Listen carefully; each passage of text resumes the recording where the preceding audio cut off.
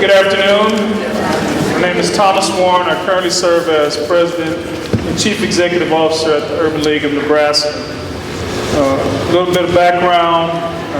It's been 24 years with the Omaha Police Department. As Eric mentioned, I had the good fortune and honor and privilege to serve this community as Chief of Police for 4 years until my retirement in 2008. So I know you guys have had a full day of conversations about violence and addressing violence and violence prevention.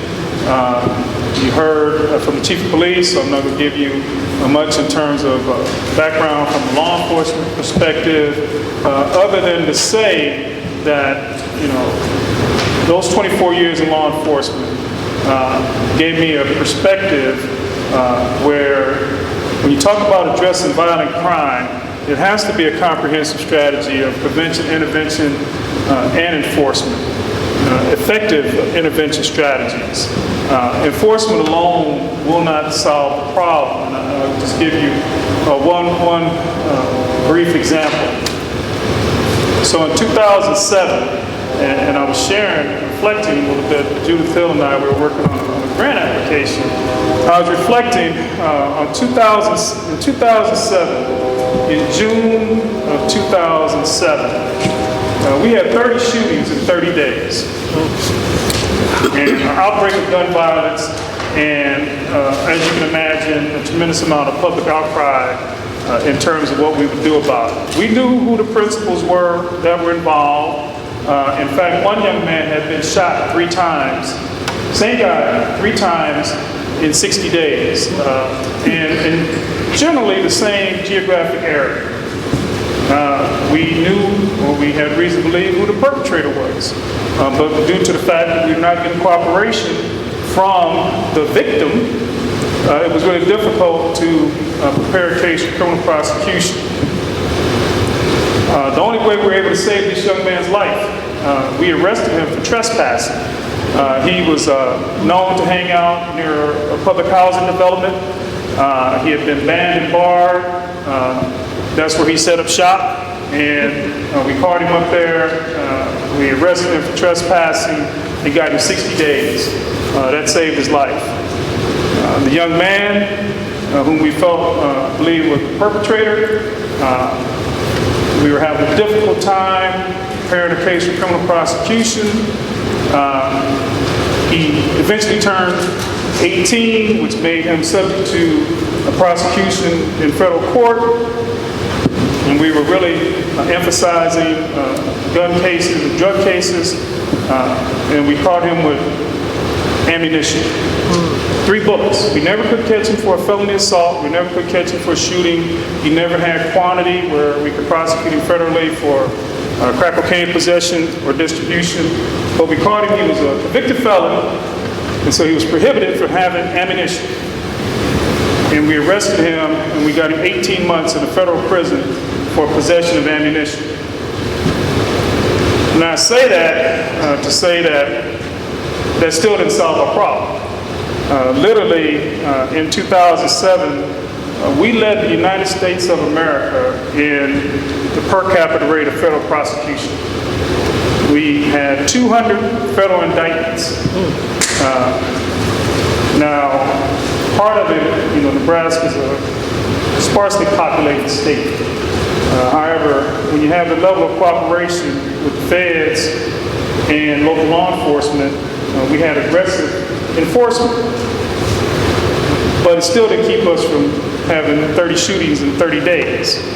And literally, we were recognized as the local law enforcement agency of the year in 2007 by the United States Department of Justice.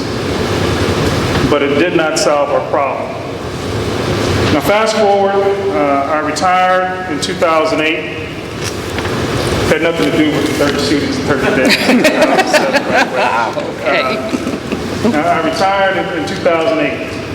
I saw an opportunity to become CEO at the Urban League of Nebraska, a nonprofit organization that has served this community for 90 years, where I felt, quite frankly, that I could have more impact on reducing crime and violence as CEO at Urban League of Nebraska than I could as chief of police.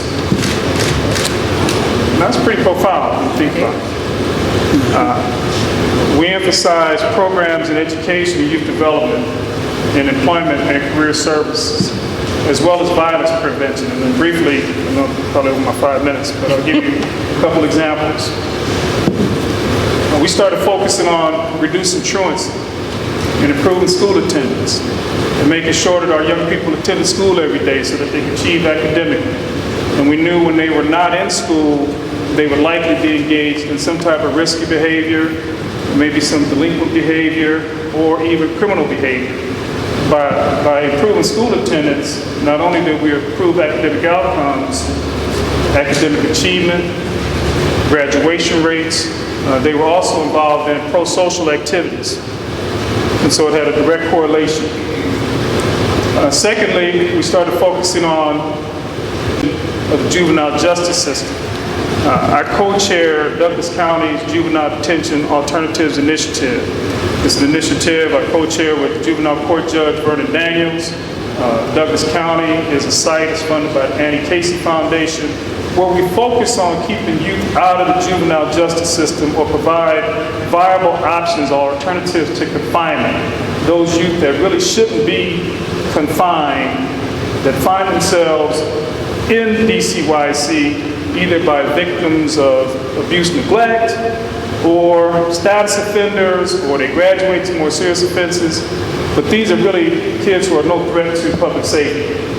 And so we really focused on keeping those youthful offenders out of the juvenile justice system, because we know once they go in, typically don't come out the same. And so with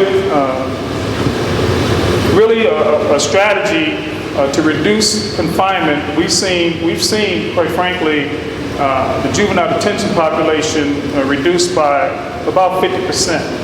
At one point, it was not uncommon for DCYC to have an excess of 140 youth detained, and now the average daily population is around 7. Still grossly disproportionate in terms of youth of color. That's another challenge that we have.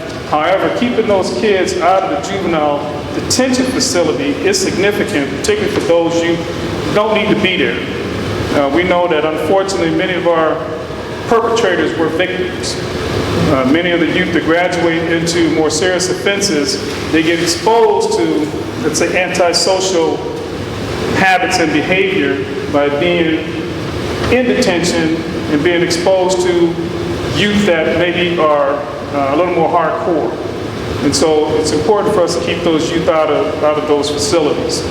And then the last thing I'll mention, employment and career services. And Cecilia mentioned Jamie Andrews Kemp, and I know she had to leave, but we've been partnering with the Empowerment Network on the Step Up Summer Youth Employment Program for the past several years. At the Urban League, we case manage approximately 150 of those youth, 16 to 18. And I'm not sure if they talked about it earlier or if they represented the data that show where direct correlation between the number of youth employed during the summer and the reduction in violent crime that occurs here in the city of Omaha.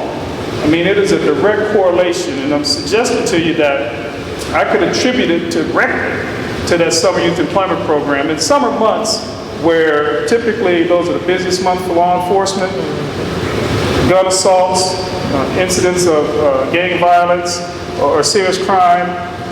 Since we've been collecting the data as far back as 2007, the summer of 2007, where we had 30 shootings in 30 days, there's been an 80% reduction in gun assaults. So think about that. In Northeast Omaha, since 2007, if there were 50 gun assaults during the summer months, last year there were 10. If my math is correct, about 80% reduction. So when you talk about reducing violent crime, you got to provide viable options for those individuals that would otherwise either be victims or be perpetrators. And I would suggest to you that enforcement alone doesn't get the job done. Thank you.